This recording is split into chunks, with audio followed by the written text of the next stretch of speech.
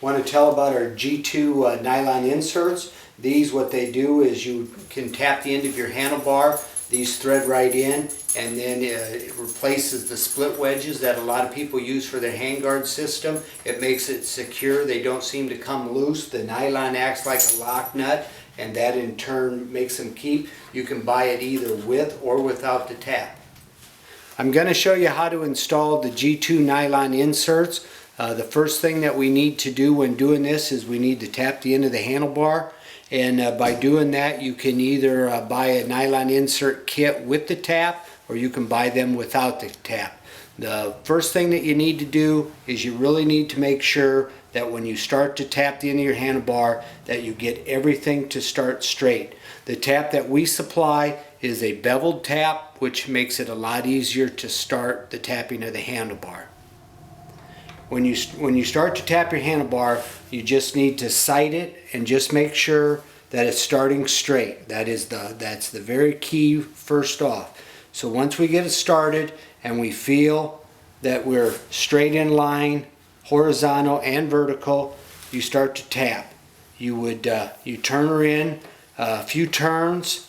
It'll start getting harder and harder as you turn. After you get a few turns in, don't be afraid to back the tap back out to let the chips come out. You can either use compressed air or blow into the end of the handlebar to keep the chips free of the surface that you're tapping. And then just keep working it in, working her in. And it will get harder. Some handlebars are harder than others. So you just need to work it slow. Keep backing it out.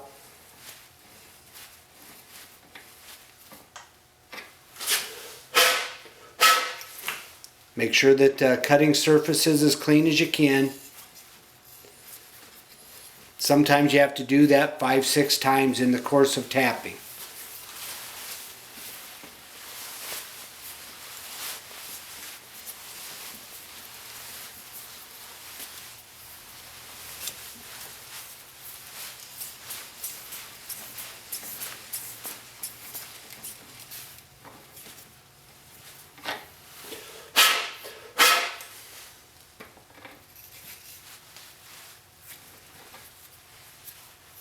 Make sure your tap stays as clean as you can.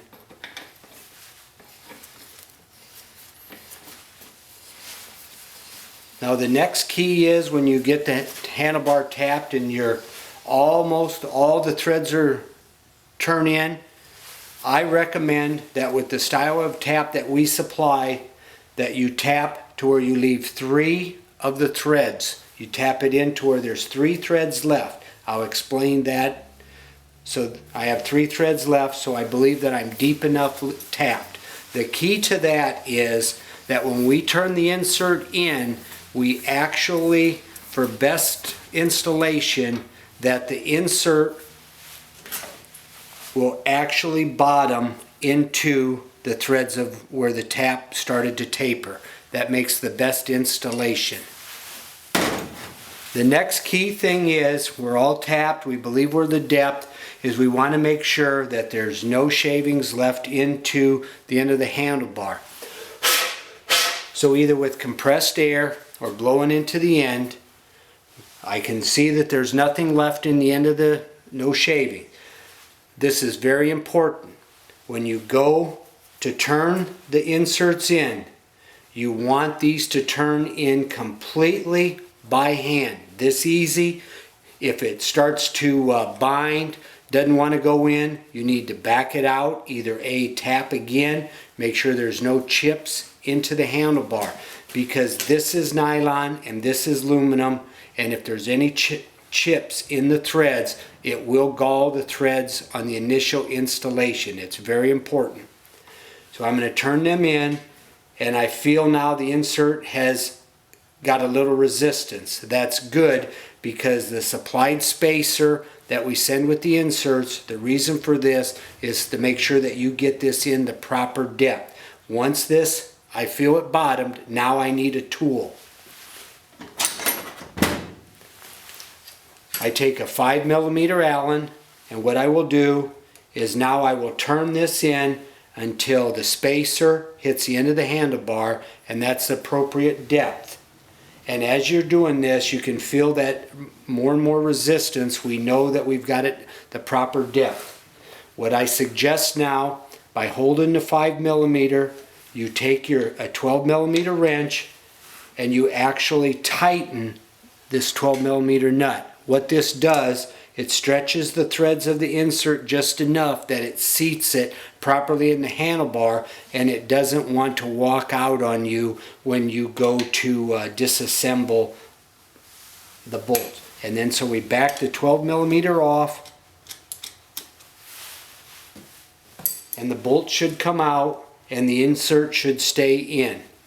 If for any reason, because of the different materials, handlebars, different amount of taps, if for any reason the insert would start to come out when you're threading the bolt out, what I recommend you do is just thread the bolt back in, because the insert will not go in any further because it's hitting resistance going in.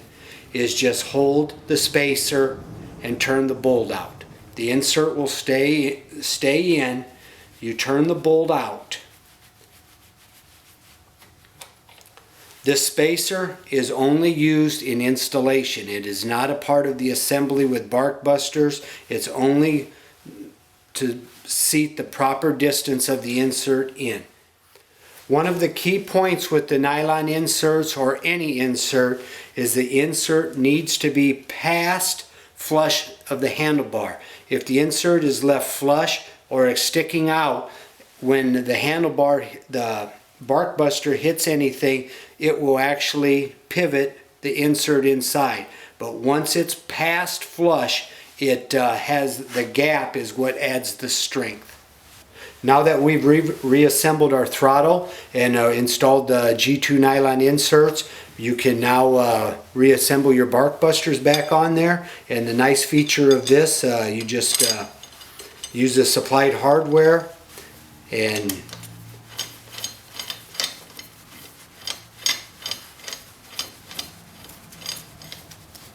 you do not have to be afraid of torquing it down. And there you have it.